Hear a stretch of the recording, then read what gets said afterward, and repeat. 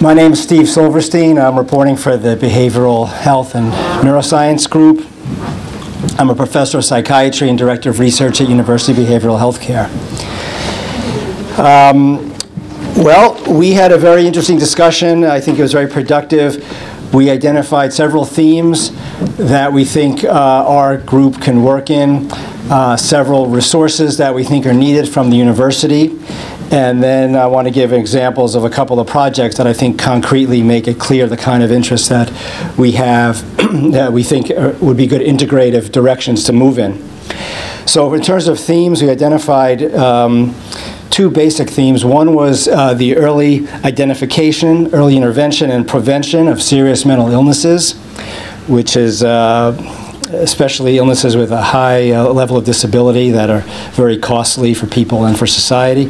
And second, the application of behavioral and brain sciences to understand, predict, and improve issues like treatment adherence, treatment responses in the short term, and then long-term outcomes. And we see this as relevant not only to psychiatric disorders, but to other, really any medical condition. Knowing how important behavior, the patient's behavior, the doctor's behavior, the treatment team, the family's behavior is to treatment outcomes. We see this as something that was missing in the original proposal here, and we think more work needs to be done in that area. In terms of core resources that we think would help achieve the aim, it would be really good to have, in addition to the other core resources here at Rutgers, a core for behavioral and brain sciences that would include in the New Brunswick Piscataway area here, ideally on the Bush campus, but doesn't have to be. Things like research-dedicated fMRI scanners, could really use those. Facilities for MEG, EEG, ERPs for direct transcranial stimulation, things like this.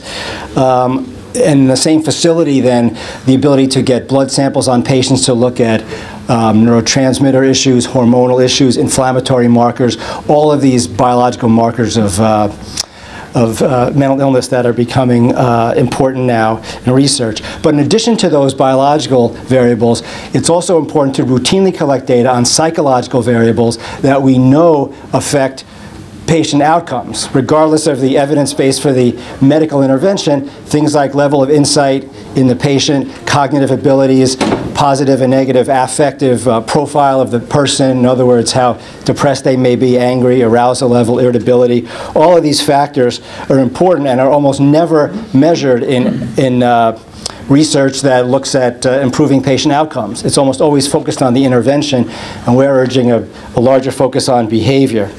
In terms of, what do I have left, about 20 seconds? You have 1 minute. Okay, great. So there's a lot more I could say. We discussed a lot more than 3 minutes worth, but here goes for the last minute. In terms of just some exemplar studies, one we talked about was a project to look at preventing psychosis. And you look at illnesses like schizophrenia, other psychoses, bipolar disorder, we're talking about over 5% of the population.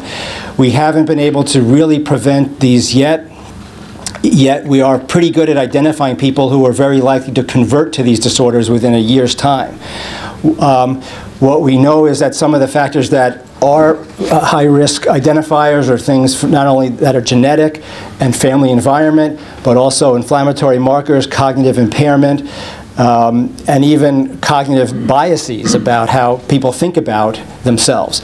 And so we think a comprehensive approach that would be able to collect data on, identify high-risk people, collect the data, then try new treatments, and try to find ways to improve the treatment outcomes through ongoing monitoring of patients and changing the treatment paradigm. This could be something that we can do at Rutgers. We have the expertise here already, but it's not all integrated in a way to do this. The second exemplar study we came up with was this idea of, we chose diabetes as a focus and looking at understanding the transitions from, in this case, the no illness phase to pre-diabetic to diabetic as a general paradigm for understanding transitions between behavioral states. We think it's important to understand better what factors are related to these changes, both biological factors that cause the change, but also psychological factors. Because sometimes people are symptomatic, then they move to being asymptomatic. Why do some people move, or why do some people relapse? What causes these things? How can they be prevented? This would save a lot of money, potentially, and also improve people's lives. So the idea, just to summarize really, is to harness the expertise we have in hard sciences, in brain sciences, in behavioral sciences, and really try to integrate them in a way that some other places are starting to do in other universities and in the United States and in other countries, where they have databases of thousands of people, where they actually have data on everything from genetics, brain imaging, personality, symptoms, family history, etc. This is something we can do here, and that would not only benefit behavioral health in psychiatry, but also medical outcomes in general.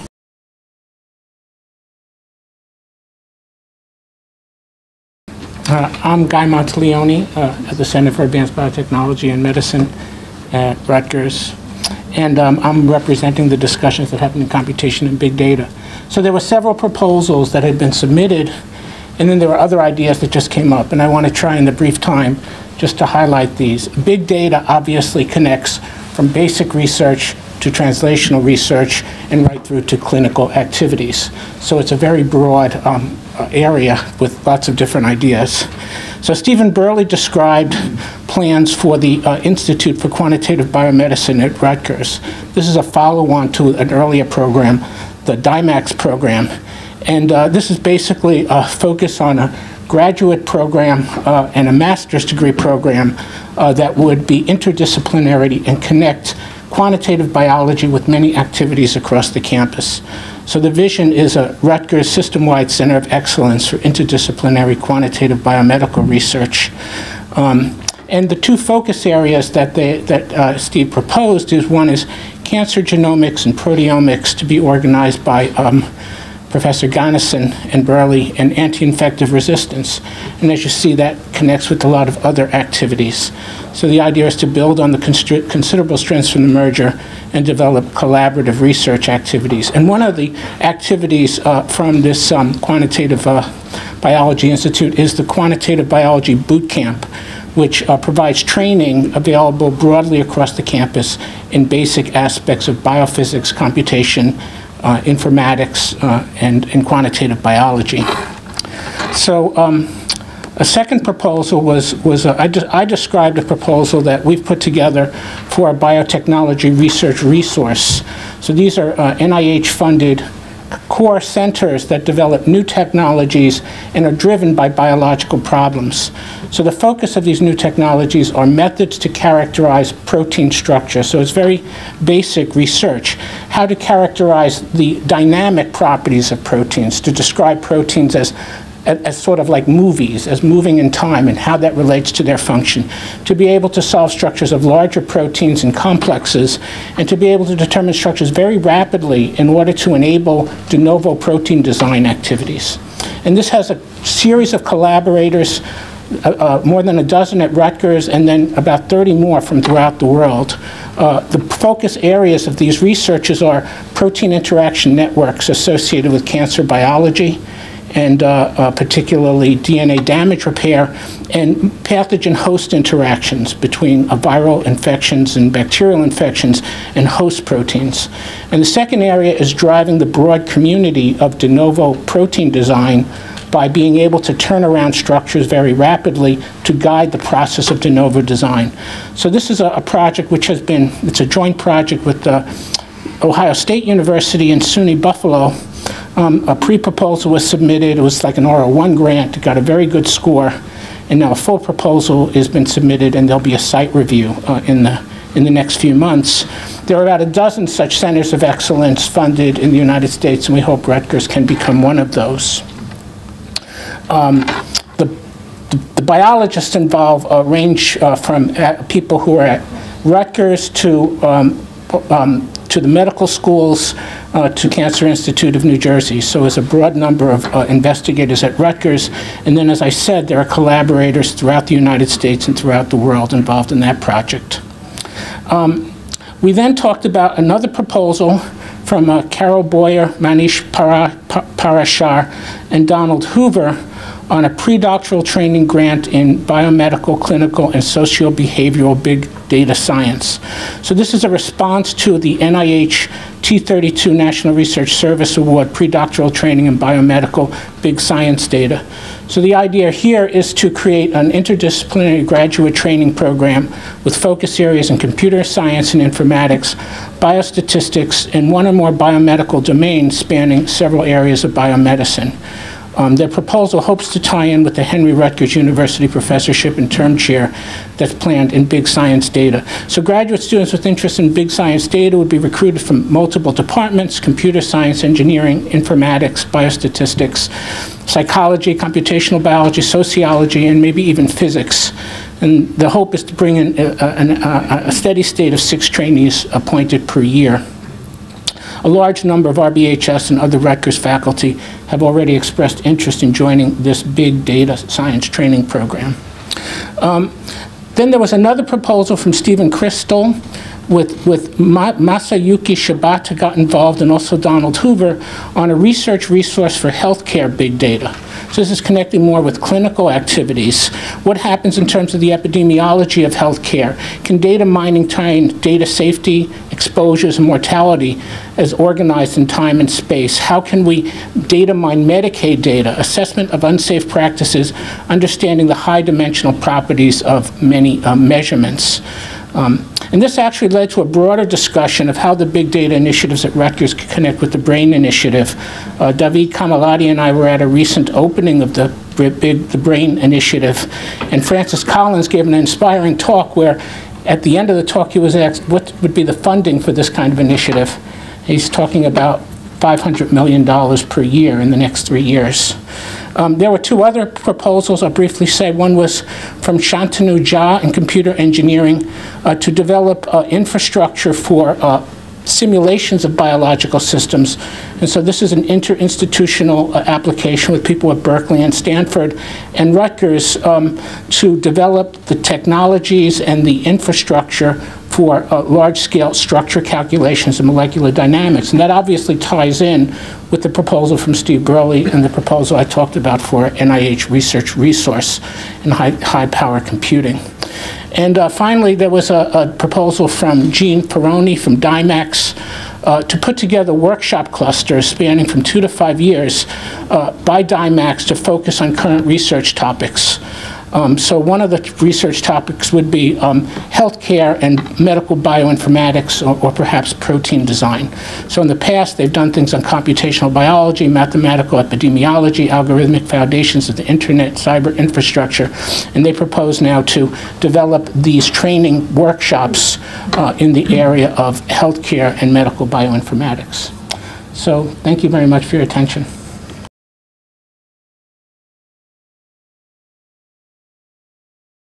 Hi, I'm Gary Hyman. I'm from faculty member in the Department of Genetics. And in our group, we had people from various parts of this university, RBHS, SEBS, Central, Library Science.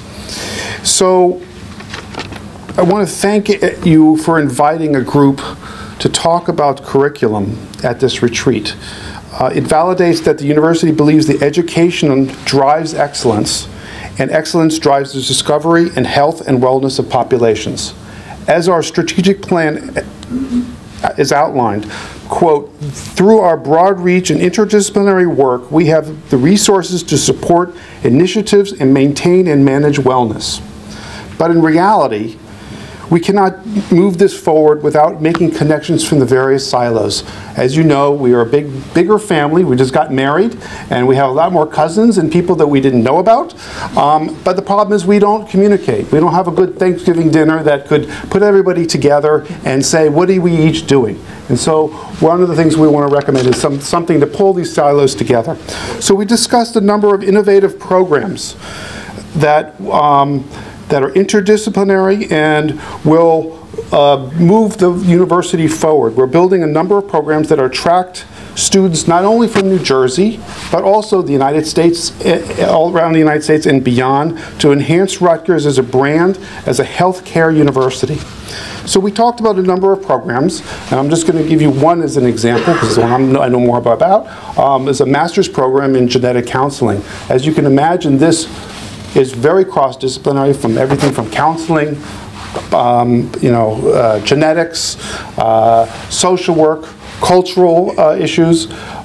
This is an accredited kind of degree, so you have to get an accreditation. So you can't start a program without getting accredited first, so you can't start bringing in students. It is a kind of program that is that the peer aspirational, as you know in our strategic plan concept, it's peer aspirational description universities also have, and the Big Ten universities also have. We don't have anything like this at Rutgers. There is no genetic counseling program in New Jersey. There's only 31 in the country. It's harder to get into genetic counseling programs than it is to medical school. So we also talked about other innovative, cross-cultural, cross-disciplinary programs like Falls Research, evolutionary medicine, medical humanities. So we're proposing a new core. We talked about cores here. A new core that will assist in curriculum development across the various silos of the university. That'll be interdisciplinary, it'll be help with inter-school, it'll help with curriculum development, and it will provide, we see this as having its own funds that can disperse to create a new one. For example, on this genetic counseling one, you need just a couple years to set up to get accredited before you can start making money, but ultimately these would be revenue generating programs. So they would have its own funds. It would help curriculum development with assisting and finding new funds that are maybe external, and helping to coordinate funds that are there to get things moving forward. Because when you have cross-disciplinary, you have issues of going through different schools and paying students who go take classes in different schools, which could be very complicated. So to overcome the silos of geography and the dispersed schools, we're suggesting to get a new core to meet the needs of a ever-expanding family at the university. I think I did it in 3 minutes.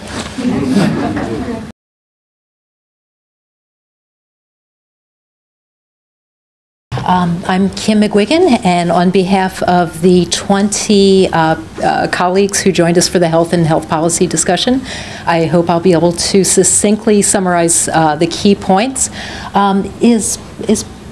Brian's still here. Can we ask you for about $3-4 billion? Would that be okay? Just I was just going to cut to the chase.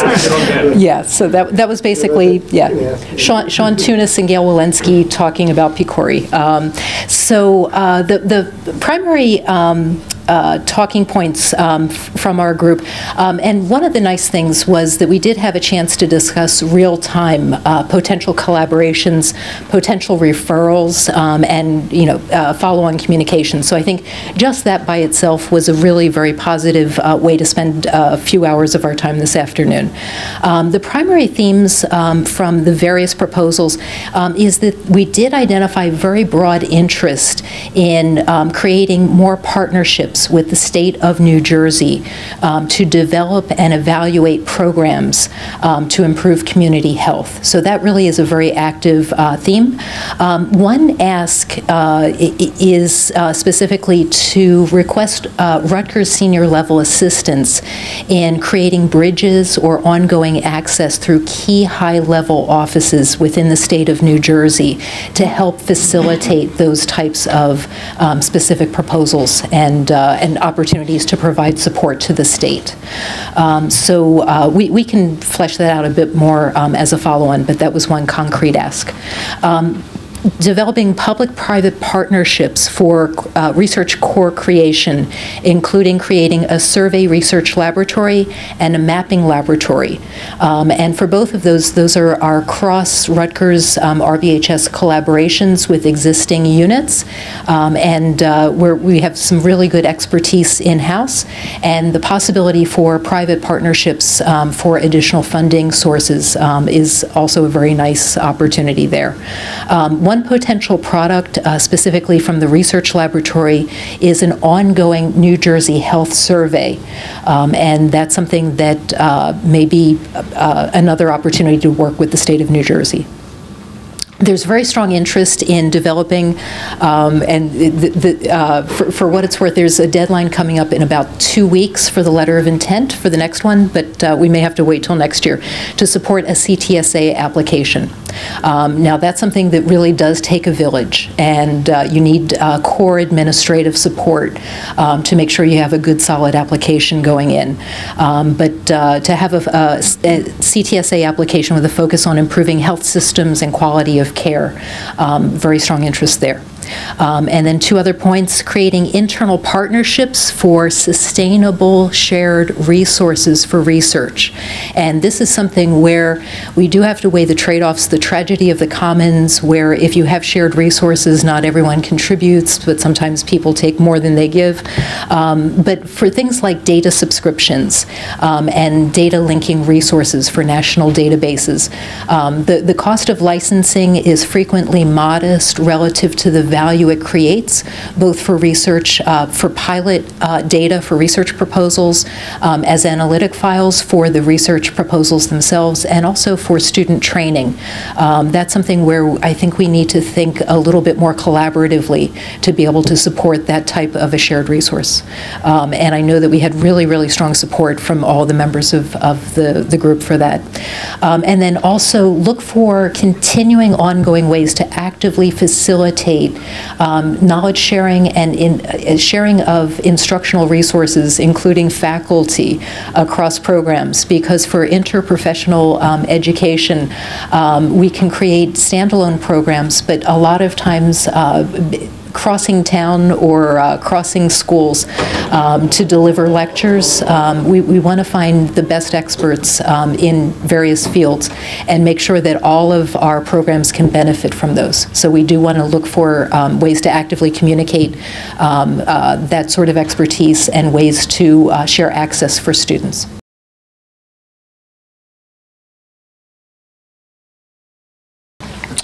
Good afternoon. I'm Dave Lukac from New Jersey Medical School up in Newark. I'm an associate professor in the Department of Microbiology, Biochemistry, and Molecular Genetics. And so we really appreciate the chance to get our group together. We tried to tackle the broad topic of infection, and I think it's given us a good jumping off point for increasing interactions. One thing we realized among the 11 participants in the room is that many of us that don't know, as was mentioned by some of the previous speakers, aren't aware of the research that's going on all around Rutgers University. But we did identify some areas that, I'll give one specific example of an area that has been identified to go forward with programmatic grant submissions. So I just want to tell you about the broad areas that were represented, some of the ideas we had to facilitate interactions between faculty and experts, some of the challenges we face, and then I'll give that example. Our group brought together faculty with interests in bacteriology, parasitology, virology, and mycology, and the group came together from abstracts that were put together by Donna Fennell, Arnold Rapson, and Mike Matthews. We realized that those 4 areas are very diverse. We also identified areas that would help bridge those 4 major topical areas, and that could serve as a common theme for programmatic grant submissions. And those are comparative microbial genomics, microbiome and virome discovery, epidemiology, inflammation and the response to infection, and then environmental and ecologic influences on bacteria and viruses. There are efforts already underway to tie together some of these broad areas in programmatic grant submissions that I'm not going to speak to.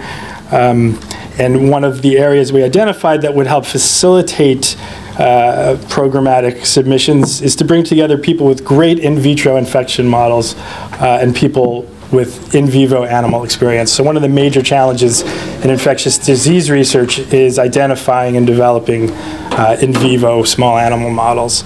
And that's certainly an area where I think we could bring together different expertise. To facilitate interaction among the different faculty here and increase the visibility of all of the expertise we have for each other is a commitment to establish virtual meetings that have speakers that are both intramural and extramural, perhaps retreats among the infectious disease faculty, and we've already actually identified through the umbrella of the Institute of Inflammation and Infectious Disease, thanks to Dr. Bill Gauze, they would be the umbrella group for supporting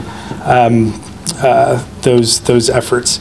And that actually points out something that we realize is that some of the centers and institutes could serve as sources of administrative and monetary support for developing interactions between faculty with different expertise.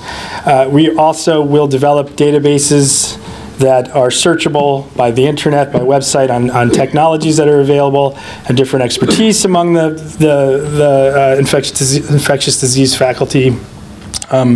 One area, of course, that would address what I already brought up is to have a searchable database of people with active animal models, not only in infectious disease area, but in areas that perhaps some of the infectious disease concepts can be applied.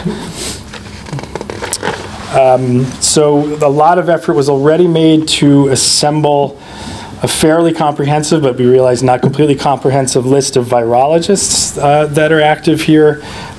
We have plans to assemble similar lists of bacteriologists, parasitologists, and mycologists as well. Some of the challenges that we identified primarily that were discussed with the most detail were requests for more bioinformatics support. And it was stressed by a number of members of the committee that we really need increased personnel who are biologists that understand biology. And that can not only help us get stuff published and get it out, but also help us crunch the data and develop some hypotheses for further grant submissions. And so a suggestion of the committee was to create career staff positions with good salaries. We realize it's very competitive right now. With good salaries that are tenure track-like, but not tenure track, actually. But I have to mention that this model, there are at least 2 other institutions that were brought up at the meeting where this model has been put into place and successful and very productive. Let's see what else I have on my notes. Finally, brings us to the example. So an example that's been already developed and in the works for putting together a programmatic grant submission is a particular strength that all of the Rutgers faculty have in HIV and AIDS-associated infection.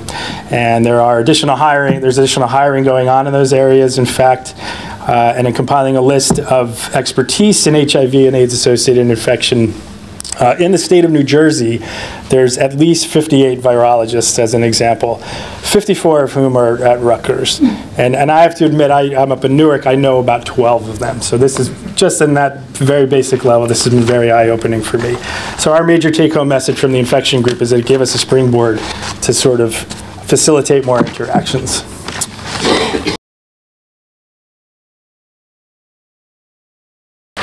I'm Peter Bornaccia. I'm from the Institute for Health, Healthcare Policy, and Aging Research and the School of Environmental and Biological Sciences. And I think our first challenge was to figure out why interprofessional education and healthcare delivery were in the same group with community health. And then we figured out that most of the community health models are interprofessional models. So that's how we integrated it. I'm going to start actually at the end of where we came to.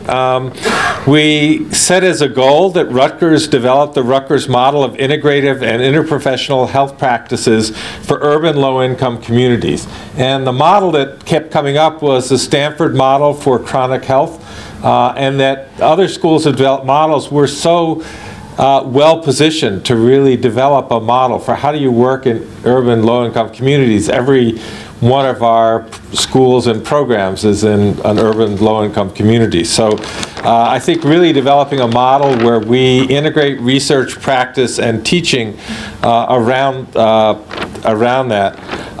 One of the strategies that came up, or actually several strategies, but we've lumped it into one bullet point, is that we develop some neighborhood community focuses initiatives as sites for developing these approaches. And as examples, one of our colleagues who's up in Newark mentioned the collaboration with the Promise neighborhood, which is a national effort, and how do you build health into a Promise neighborhood community development approach. And in New Brunswick, among others, there's the Healthier New Brunswick initiative, which is also focusing on how do you make New Brunswick a healthier city. And of course, I think behind that is the recent initiative of the Robert Wood Johnson Foundation on the culture of health, and really moving away from a health education model to really seeing how do you build a healthy community, and if we build it, then health will follow. Another key point was that we really need to develop community-engaged approaches to this kind of work, that it's really fundamental to this approach, and that we really need to enhance the capacity of Rutgers Biomedical Health Sciences and affiliated schools in this area. I think many of us on the committee felt that the time is over where Rutgers researchers go into the community, do their research, and leave, that the community needs to be an active partner, and we have some beginning initiatives in these areas, but I think fundamental, and actually the New Brunswick Community Health Collaborative that was recently funded by the Robert Wood Johnson Foundation, just as a plug, will be holding a symposium in the spring on community-engaged approaches to health research. So it's an area that we really need to get up to speed with. It's also, one of the things we talked about was that this kind of the model we discussed would be a very interesting model for a PCORI grant, a patient-centered outcomes research. We're looking at different kinds of interprofessional models of delivering care in low-income minority communities, in urban settings, where you study what different models of medical homes, for example, or what kinds of teams of interprofessional healthcare providers might work. And of course, the central feature of PCORI is that the community needs to be intimately engaged in the development of research. I think in terms of core, as we think more broadly of core, Howard Leventhal's comment earlier that core isn't just sort of developing molecules. It's we really need a set of common research tools and metrics to assess the effectiveness of the different interventions that are going on or would be developed, so that as researchers are working across many of our schools and sites, that people are using the same social measures, outcome measures, so that we actually can do comparative research across the sites. I think also we felt, I think echoed in some of the other groups, that this was a really good opportunity for sharing what was going on, and that we need more regular opportunities, places, and times for these kinds of discussions. It really took us the first hour just to figure out who everybody in the room was and what we were doing. I have to say this is parallel. I'm on the Academic Unit Organization Committee. We initially allocated 5 minutes for each of the faculty to share the schools they came from. It's been a core part of the first 4 meetings because everybody realized that nobody knows what Rutgers is. And if we're going to reorganize it, we better know what we're starting from. Finally, I think we saw really valuable opportunities for collaboration with some of the other groups who, some of whom have, actually both of whom have spoken, particularly the health policy group and the behavioral health group. We talked a lot about the fact that in well, I think in all communities, but particularly in urban low-income communities, that physical health problems and behavioral health problems are so integrally connected that you really can't deal with one without the other. And yet there are very few good models of this kind of integrated care, particularly in resource-poor communities, and the fact that we have emerging accountable care organizations, both for Medicaid and Medicare, provide exactly that opportunity.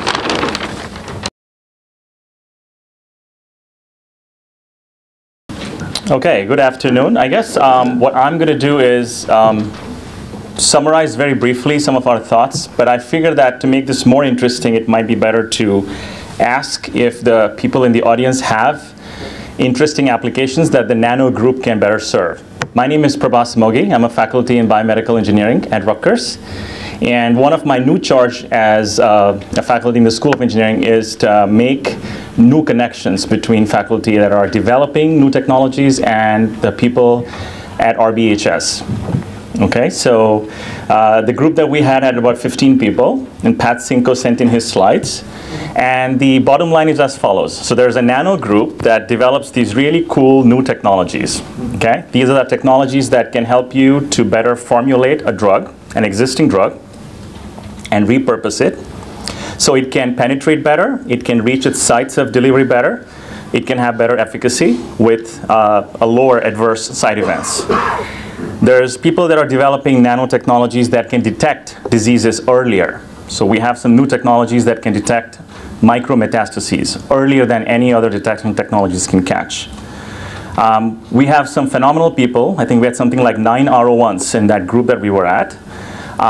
That are brimming with ideas, want to now try to put together their energies and write larger program grants. And so I don't think we particularly want any resources from the administration. What we want is the ability for these people to find the time and the incentives to come together. And I'm hoping that the people that are here from Newark in particular might be curious and interested in learning about what these technologies might do for them. Unfortunately, we didn't have too many people from the medical school at the team. It was a bunch of people from Rutgers exchanging ideas that were, important. But nonetheless, I wish that we could impact people from medicine more face-to-face. So that's sort of the sense of the technologies. Then the question is, who is your consumer? So the unmet needs are the diseases. And so we thought that our diseases that we thought of really meshed well with what Brian talked about earlier today. So cancers are up top of our list, and we have a number of complex, hard-to-treat cancers among that group. The ovarian cancers, we have breast cancers, glioblastomas, and things like that.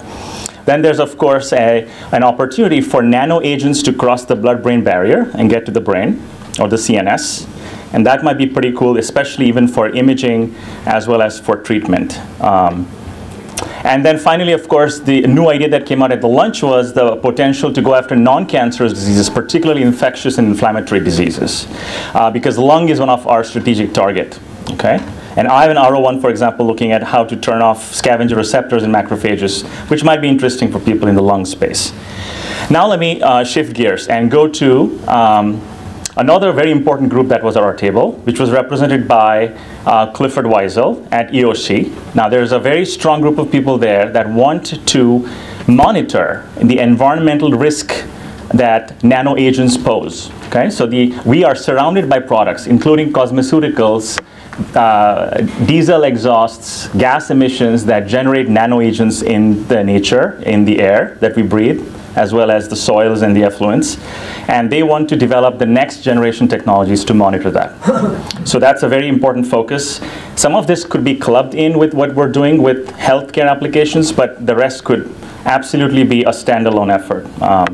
And so that would be a good effort to pursue. We also were excited by the fact that we had several young faculty at our table. And these younger faculty now want to find applications where their technologies can be useful. So I really encourage the people at the medical school to maybe dig down that list of people we have and try to make some handshakes. For example, we have 2 faculty members who can detect extremely small quantities of biomarkers, much lower levels than possible. This could be useful for identifying targets for cancer detection. This could also be useful for nanoparticle risk assessment. We have people that are developing wearable devices that can monitor your vital signs or through physiologic fluids, whether it's sweat or blood or what have you. So I think what we need is a way to somehow get these people to connect. And of course, that's part of my homework, but I just wanted to share with you the excitement that comes with this effort. Thank you.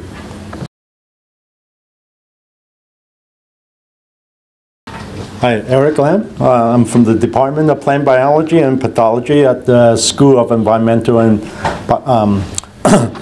environmental and biological sciences. Sorry, mouthful. Anyway, so we're in the nutrition group. So the obvious connection between food and nutrition and health, I don't think we need to talk too much about. So I think this is a group where we actually have 15 faculty from across the campus, the new campus, together with the medical school. And we discovered that there are actually a lot more people that should be there, but couldn't make it today. So that's actually quite a large number of potential participants in this group of umbrella, under the umbrella of nutrition. And I would just go through like 4 major areas of interest that were identified through this roundtable discussion to give you a sense of the potential links that can be emphasized and developed, as well as really leverage on to make Rutgers really a powerhouse in. One of the first one is fatty liver diseases, which we identify as a very common potential foci of concern that are important for multiple applications, as well as that Rutgers actually have a critical mass of both in vitro and in vivo model expertise. Okay, and that goes from liver transplants to model system to study of diabetes and so on, that can all connect together to amplify their various expertises in. The second area that actually have a lot of interest currently is dietary supplements, and that touches upon areas such as inflammatory, repression, suppression, impacts on various diseases, and also regulatory issues. And this was actually quite an important area to discuss how to regulate various claims and what's the quality control and so on. So some of the expertise that will be really important to recruit into this group of this team, it will be the survey research group, as well as behavioral groups and epidemiologists, to really look at the human dimension of how dietary supplements are actually selected and used. There's a center proposal by some of the group members to actually really put that all that interest and expertise under one umbrella. And the third area is the obesity and metabolic dysfunction group, and this actually, Rutgers has an obesity, New Jersey obesity group already established. So that's a very well-established mechanism right now to integrate the expertise and interest for training as well as for education in this important area in obesity. That's really affecting globally many people. The fourth group, the fourth area that actually touches upon all these other interest fields as well is the microbiome, and I think that was mentioned already in one of the other groups. And this is obviously one of the really exciting part in new development in biology, the understanding that all organism doesn't exist alone, right? That in fact there's a community living within each one of us and each plant and each animal out there that actually plays an important role that we still don't really understand. And this is, although well started already in biomedical field and agricultural field, but I think Rutgers actually, we realized when we were sitting in that room is that many aspects remains to be discovered and developed further, and that's the frontier of science, right? And where we actually, Rutgers have a critical mass of expertise to really unite together and really make also contributions. That's actually, I was the author of the microbiome initiative proposal, which proposed a first step, which is to integrate across the campus people that are interested in microbiome research to educate our next generation of scientists, right, which is our graduate students, to really have this open-minded view about how microbes interact intimately with eukaryotes, okay, that's plants and animals, for agriculture and human health benefits. To support all these different teams right now existing, we have several already established centers and institutes on campus. That's the Lipid Research Center, which actually is a well-run center. It's a virtual center, but is integrating all the lipid researchers on campus. That's the Rutgers Endocrine Program that is involved in actually understanding how endorphins and so on actually plays a role in alcohol addiction. And also, as I mentioned, that's the New Jersey Obesity Group. Finally, we would also believe that make a pick for the importance of developing linkage with bioinformatic experts or potentially our big data center or group to actually help us with analyzing the microbiome impact and how to really look at these metagenome data, which will be big data sets, okay, as we look at both time and space, to really understand how the impact of nutrition working together with microbes, working together with the host, really create a final output of health, okay. So I'll just stop here.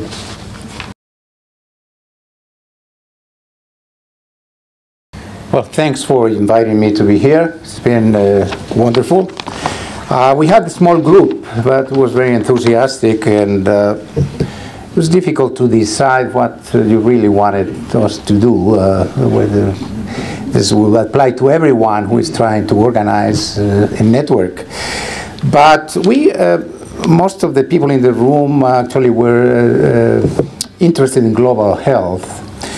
And we thought that perhaps the global health model would be a good example of a mechanism to enhance collaboration across Rutgers units. I mean, we have been able to, in a very short time, and thanks to outstanding individuals like Joanna Rigolska, Vice President for International Affairs at Rutgers, and also support from the medical school to make a difference and showcase this thing in the form of an annual event, which is a global health fair that will take place the day after tomorrow, where we have students from all over Rutgers making presentations about international experiences.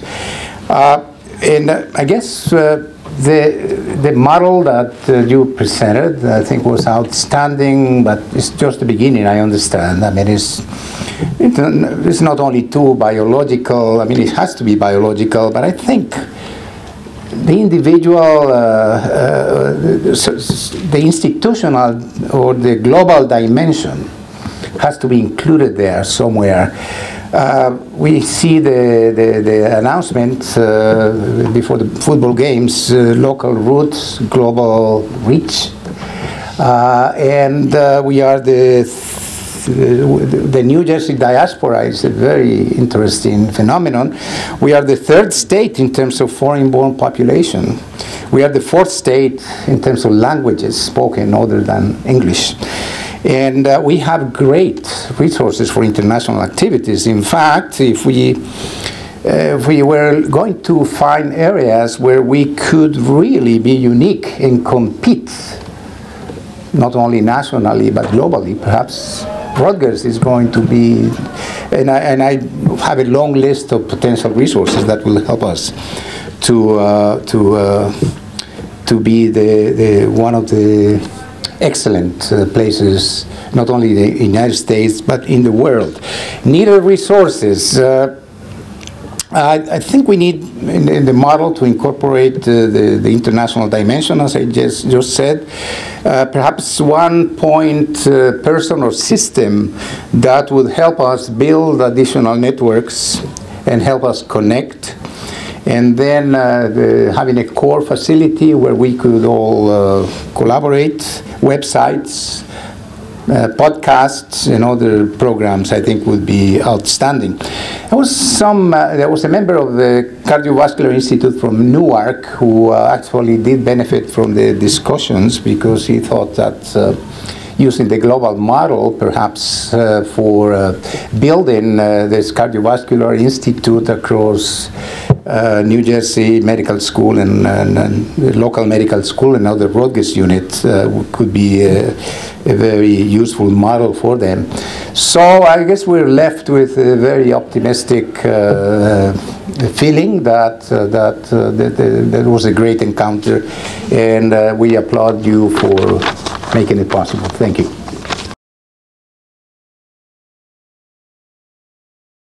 Hi, good afternoon. I'm Sam Bunting. I'm assistant professor in the Department of Molecular Biology and Biochemistry in the School of Arts and Sciences. I'm happy to give feedback from our session on translational research.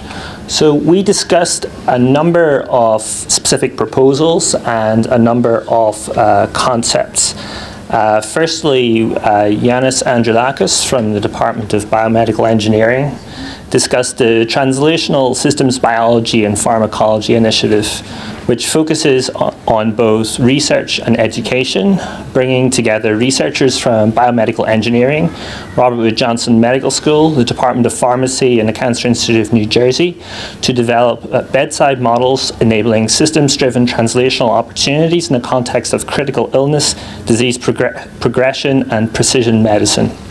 In general, we discussed the theme of systems biology at Rutgers University, and it was observed that systems biology here is not as developed as it is at other institutions, and for better or worse, many of the research faculty at Rutgers tend not to think in a systems biology oriented perspective.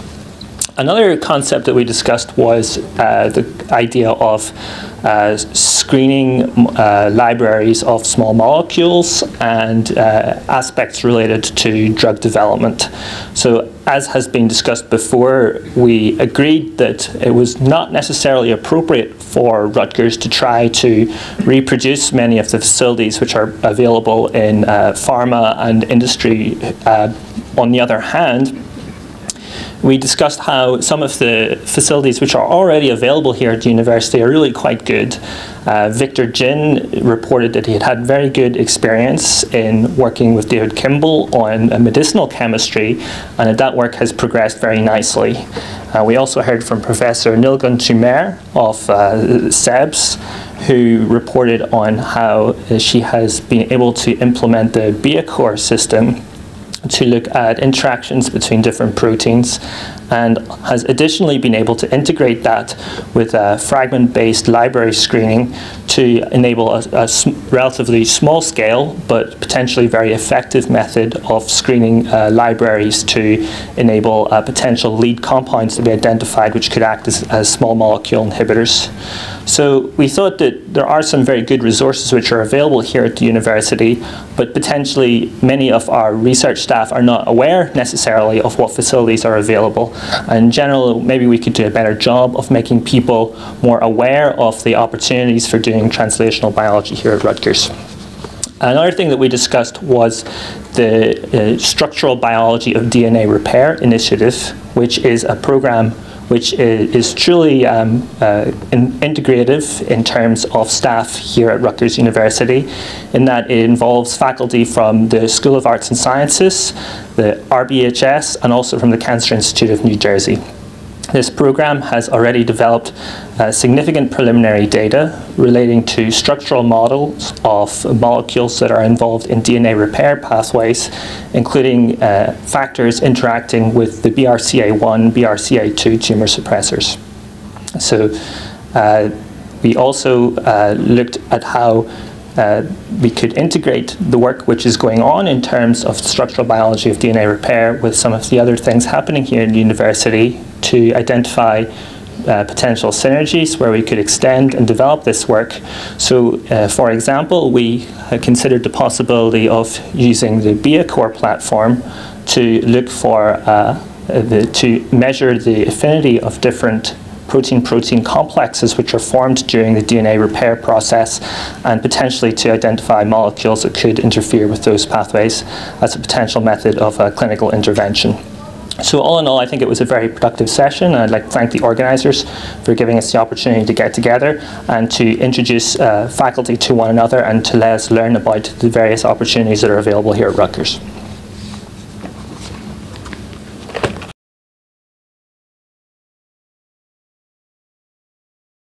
David Swee from RWJMS. So the common theme that we heard from, I think, almost all of them was a need for better communication and information about what's going on. It certainly was true in our curriculum development group, and we all talked about different ways of what I call internal publicity, or PR, in other words, but finding out what's going on. What kind of methods can you see other than forcing people, at the point of a gun to look at the website or whatever? How else can we better communicate with each other about what's going on in any real way? Obviously, we can have symposium, we can have all kinds of things, but it's hard because we're so geographically dispersed. Do either of you have any good ideas about how we can improve our internal communication about what we're all doing? Well, that's clearly the goal of this meeting, was to begin the process.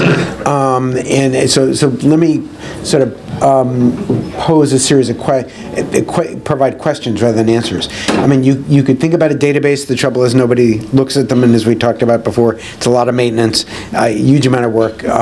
You could send out emails, but people don't read them. You could put it up on the web, but people don't look, as you alluded to. So, really the question is to reverse to this group. What's the best way to do it? Should, for example, should we hold meetings like this periodically? Or should we take these 11, 12 groups and maybe ask them to hold meetings with the idea that they're holding their own, can attract people who might not have been able to be here on one day. Should these be theme areas that go across the year, that they meet monthly or quarterly or something? I mean, what's the best way to foster communication? Geography is an issue. With modern technology, it shouldn't be so much of an issue. I mean, the point is you get on Skype, people can talk to each other, you get on video conference, and when I talked about our strategic plan, we broadcast on multiple campuses at one time. There's all sorts of technological ways of dealing with the geography, but whether you are in one place or spread throughout the state, the same communication issue still exists. So let me reverse the question to the group of what's the best way to continue these discussions.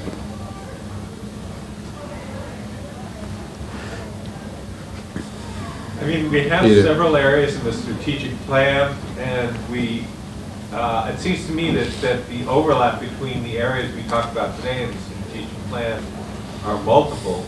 It seems to me that convening some work groups around those strategic plan groups probably makes more sense. And obviously, I think if you can provide resources to those groups to plan something with, that further encourages people to get together and figure out how to spend those resources. So, I think some kind of incentive beyond just meeting each other. I think there's a lot of excitement today of meeting each other, but that's going to wear off fairly quickly unless there's some way to leverage that meeting to do something.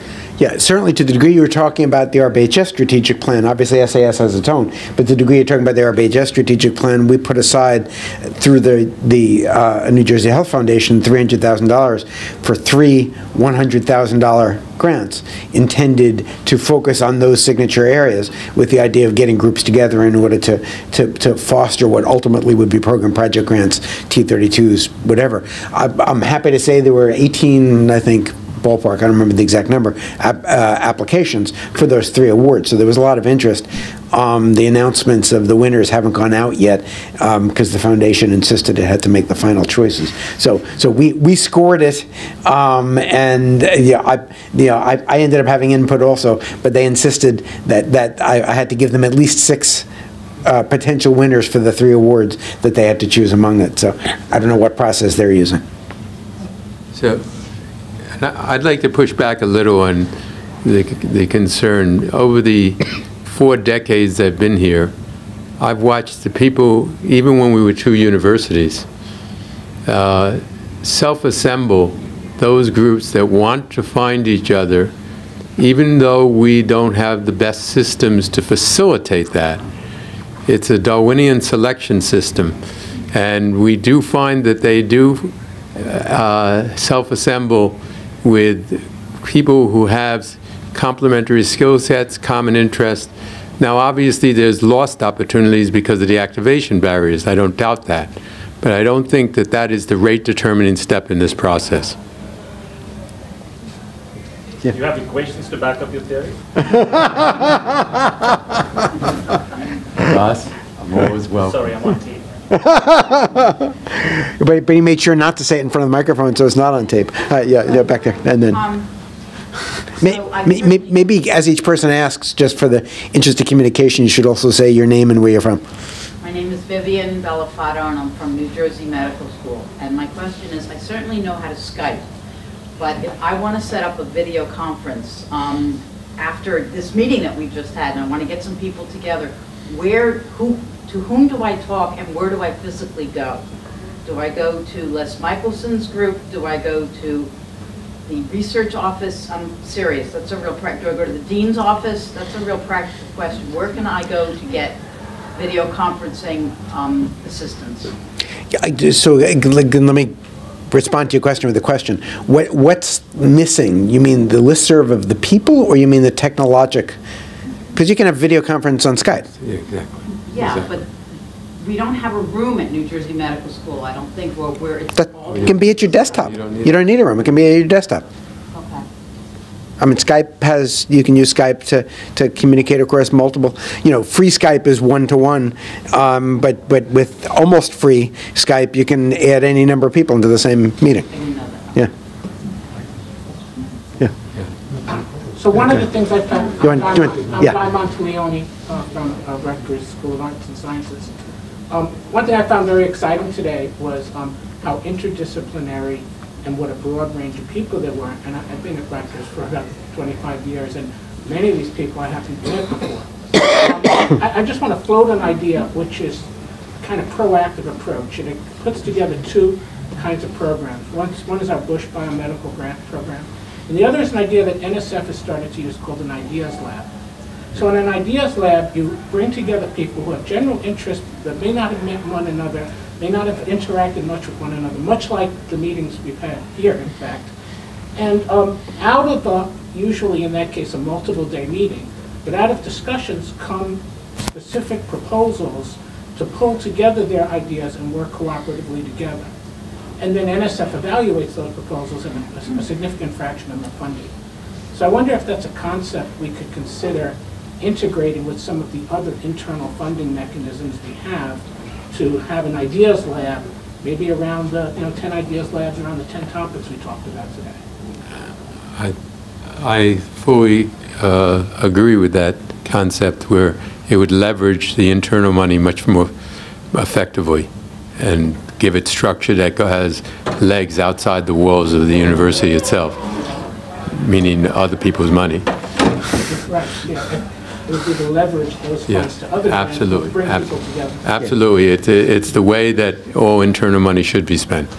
Who controls that? It's distributed between 3 sites, the Bush money, but there are many other internal dollars besides those 3. Division of Life Science, the VPR's office, and Waxman. The Bush money based on the bequest, but I think it would be a mistake to only focus on the Bush money. There's pockets of internal money that is not coordinated with the leveraging that Guy just is alluding to, and we should work on trying to focus that towards a common program such as you outlined. Yeah, and again, just to mention the New Jersey Health Foundation money, we actually specifically required that people had to include more than one school as part of it. So I'm sure that helped them find each other. Yeah, Howard. Yeah, Howard Leventhal from the Institute for Health and Psychology Department. I'd like to have an opportunity to ask stupid questions. For example, when I hear these presentations, I think of analogs between what these people are doing and what I do. So they talk about proteins and their movement. So I think of, well, you can find the structure and how it moves. What about a person? Could you find its structure and how it moves? Can I apply that to what I'm interested in? But I have to ask a stupid question of someone who can tell me where to go and how to do that. That's also true for infection. You talked about the bugs. What about the people who get infected, what they do? The nanotechnology stuff. There's a lot of stuff about which I know very little. Reading about it is quite different than hearing something from someone who's very expert. Because I have a sense of what it is I might want to use for what I'm doing, but I need some to ask my stupid questions, and there's no mechanism for doing that. So what mechanism would you suggest? Well, I'm not sure if the units would have an opportunity for people to come and visit. I would go visit and listen to some very preliminary, it's in a different world, listening to people who do some of these transcription of genes, but I want to hear about it because I use them as analogs, but I'm thinking about it. So the molecules to human, Prabhas might want to comment on. I'm thinking of just like a pitch, like a TED Talk internally, where people talk about new ideas in ways that other people can connect to. Yeah, TED Talks, yeah. Yeah, in the back. Hi, I'm Tracy Anthony. I'm over at SEPS. You know, in terms of connectivity, the barrier to get together is difficult in systems biology. Can we have systems biology of faculty? Can everyone upload their CV and their papers, and there'd be big data crunching that would come up with ingenuity pathways of faculty interests, where you'd be lumped into, you might like these people because they are in your sphere, and it would be objective, it would be unbiased, and it would just be replacing the data that we use, but with our own CVs and manuscripts, and it's just replacing it. And that would be able to tell all the Rutgers who it is that we might want to interact with. Chris is often trying to do something similar. Is it? Yeah. That is much discussed. It's not something that the systems currently accommodate, but the reality is that the VPR's office is trying to do this clustering of common interests with some word search, keyword searches on existing descriptions of faculty interest, and the product will be something that will give you a target to say whether it's reaching close to what you want to assemble or not. But I can tell you that the VPR office, which is university-wide, is working on this. So the new NIH BioSketch just came out, you may have noticed, basically is set up like that. Yes. It's basically asking you to say who you are and what you like. And you could code all that, just the BioSketch page, and put that in, and that would be able to tell throughout Rutgers, you know, you don't even need your whole CV, or just what you're doing right now. It's essentially making this all into a keyword library. And that is doable, and the keyword library can be gotten even before the new NIH BioSketch, just from the website's descriptions of people. And it has some legs. It has, some people have so much in their website description that they are Renaissance scientists that get into every group, and other people are more terse. But in the end, that is the goal, to do the clustering that you allude to. Yeah. I'm Jeanette Valentine. I'm with the Institute for Health, and I just had a thought about your comment about the recent competition for the signature areas, and that you've got 18 proposals. And I'm just curious whether you thought that was a good turnout or not. That's a rhetorical question, because I'm thinking that the RFP or the call did articulate some criteria for integrated team science, if you will. Mm-hmm. And so is 18 a good number? Did you expect more? And the reason for the question is, if you had it again next year, would you like to see that number double? And if so, how do you get there? And so I think one issue is a value statement or value proposition that Rutgers values and supports team science, right? And so the ideas of, of listing your competencies and so on, and and I've got an idea and I want to find somebody, that's one avenue, but that may not gel. But so I'm just thinking, are there opportunities to create learning collaboratives? There are networks nationwide. I mean, I think many faculty members collaborate with other investigators in other parts of the country. So there are learning collaboratives that could coalesce, and perhaps there are some ways that the university could support the development of learning circles around particular questions that require a team approach. And then maybe people will be better prepared to respond to internal resources and competitions. Yeah, so to answer your rhetorical question, but yeah, I think the numbers were reasonable. I would much rather people put their effort into responding to external funding sources than internal funding sources. So I don't want hundreds of applications, which we then, A, the amount of effort it takes, and B, the amount of reviewing effort it takes to end up funding what ends up being a small number of applications. So we were very specific in order to try to narrow it to exactly what we were looking for. And even so, probably a third of them were non-responsive, maybe even a half.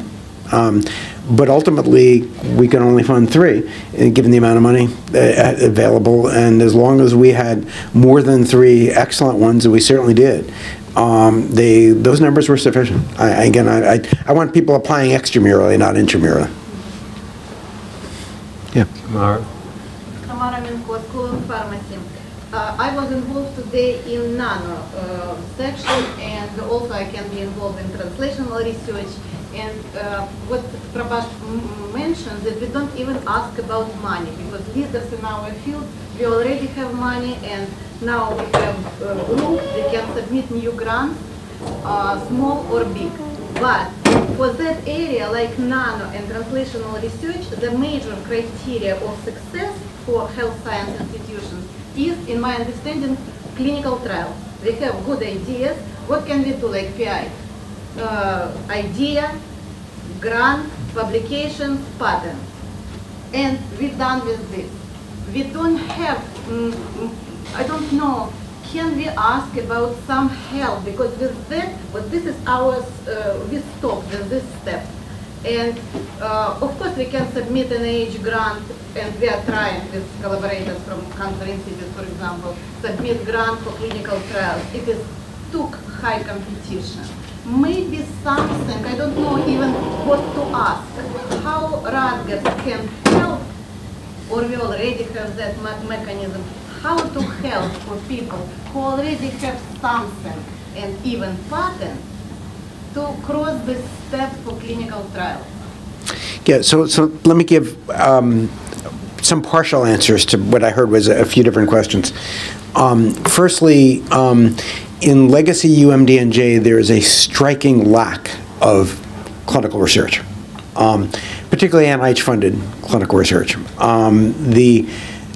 Somebody commented before about Kim, I guess it was, I don't know if she's still here, let's apply for a CTSA. That would be great, but you need some PIs before you can apply for a CTSA. And in fact, years ago, I understand UMDNJ had a planning grant for a CTSA, and when it came to putting in the actual grant itself, they couldn't find a single PI to put it in. So there just isn't, there are clinical trials done. There are clinical trials done by industry, where industry comes up with the science and enrolls our patients in the clinical trials. And we have a process that we're now beginning to try to make that easier. But there is a striking lack of NIH-funded clinical researchers here. Now, that is what I built my career on, so I know how to do it. I've trained hundreds and hundreds of such people, generated hundreds of millions of dollars of grants, of that kind of grants. So we know how to do it. It's not going to happen overnight. We need to be, there isn't a training program here to do it. We need to develop a training program. We need to recruit the faculty who can begin to do that. once we have enough faculty who can do it, they can begin to train people here to be able to increase the numbers sufficiently. We used to send out dozens of funded investigators every year from our trainees who got NIH-funded training grants, and we couldn't keep them all. There aren't that many programs nationwide that can do that. Ours happened to have been one of them. The process of recruiting the other person who started it when I did it, which may or may not succeed. But so we got a ways to go before we're at the point of being able to. We can do industry-funded trials now. We can do a much better job of industry-funded trials as we address some of the administrative issues that Kim had asked about before. But we need more clinical researchers. Now we're getting there. I mean, we're beginning. I mean, we just recruited for Robert Wood Johnson Medical School a new chair of medicine, and his wife, who's as good as he is, who will be senior associate dean for translational research. Right now, the main place that there are NIH-funded real translational clinical trials underway being done is at the Cancer Center. You know, the Cancer Center knows how to do it. Outside the Cancer Center, there really isn't anyone who knows how to do it. Those people either were never here or they left. There are too few. I mean, I'm being too extreme saying there are none, but there are too few. So we've just formed a committee. It meets, I think, next week for the first time. Jeff Carson, who some of you may or may not know, does large multi-center nationwide NIH-funded clinical trials. So he's pulled together a group of people with the idea of sort of what do we need institutionally to do it. We need biostatistics, consult services I was alluding to before. Most of all, we need PIs. We need people who know how to do it to a level that it's NIH fundable, and that needs to be developed here. And it will happen over the next few years. Say Kim talked about 2 weeks for CTSA. I'd be very happy with 2 years. So because we need to get the investigators here first. Yeah, Steve. So Brian, that was quite illuminating actually, because, in terms of your perspective now that you've sort of seen, thinking about the different areas. What do we need to get to critical mass in some of these areas? So I want to sort of see if you want to take that thought a little bit further, to think about some of the other signature and cross-cutting areas in the same spirit. Some things take more of a critical mass than others.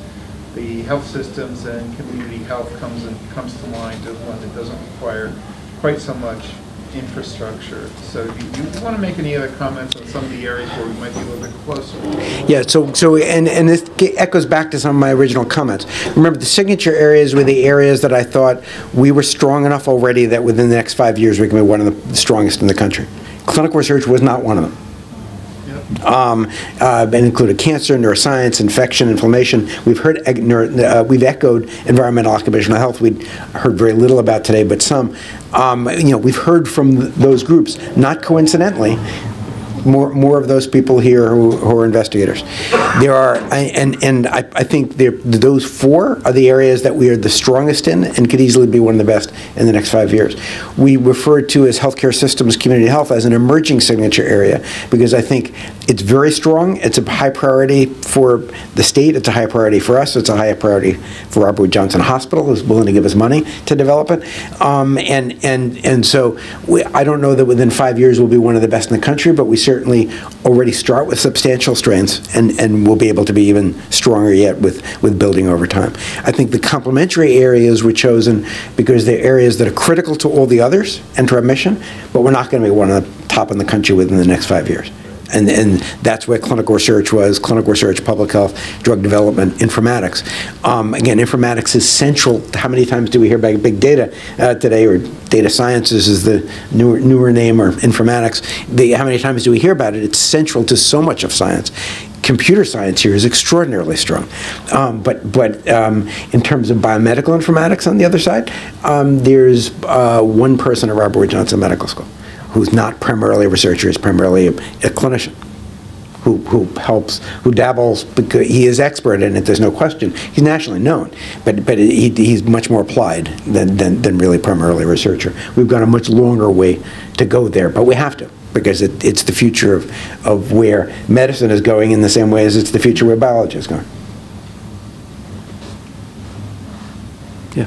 Just a question. If you're not putting clinical research as a target, and we've done a lot of clinical research, but not here in New Brunswick, is that anathema that we continue to do that? Because we have certain components at Rutgers that can relate to the clinical sites that we are working with actively for well over a decade in New York, Dallas, and in London.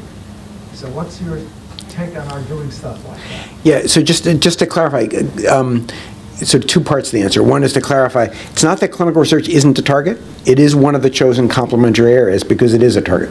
I just don't, I want to be clear, we're not going to be one of the best in the country within 5 years. And so it's why it's not signature area. So I would like to see the clinical research we develop be clinical research in cancer, clinical research in neuroscience, clinical research and, correlating to the, with the same recruitments, focusing on the signature areas at the same time to strengthen those. But we have to develop clinical research, there's no question. It's needed for all of those, it's needed for our basic mission, it's needed for our role in New Jersey in terms of working with pharma and industry. It clearly is a target, it's just not an area which is, we're going to be one of the best in the country in 5 years. We're too far behind to be able to be that way. In terms of people collaborating elsewhere, everybody, we're all academics. We can collaborate with anybody we want and should for what makes sense for our science.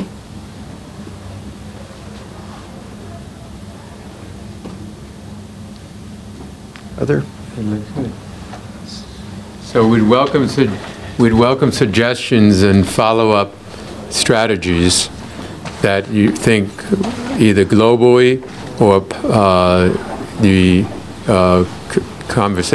interest groups may be self-assembling, but at the same time, you all have a list of all contact information for everybody that participated today, and so as well as Brian and my email. So please feel free to give feedback as to next steps. Sure. Again, let me echo Ken's, thank you. I guess one other comment on clinical research is realize we do have patients. We will have a lot more patients as we expand our clinical enterprise, but we need to use it as a laboratory for research. Thank you all. Give us feedback about logical next steps. So, thanks.